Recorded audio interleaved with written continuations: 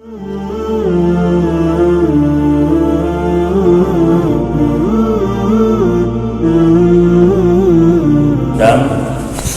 makna dam darah karena tasia binatang roh darah.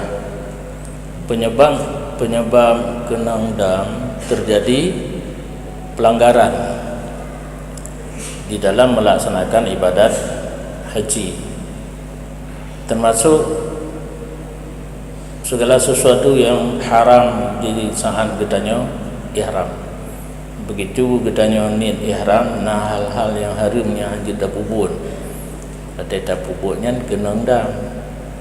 Nah dam karena tamattu kuno awal dapubun umrah dengan haji.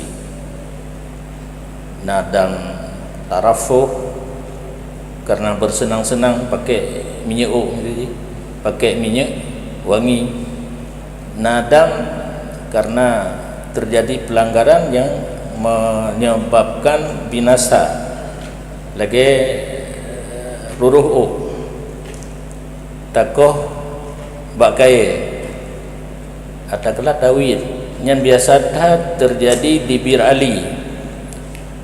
Bir Ali biasanya tempat memulai ihram.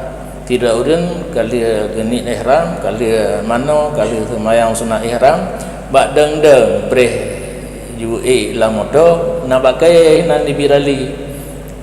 Jaro jabatan guit, cabung guit un kaya.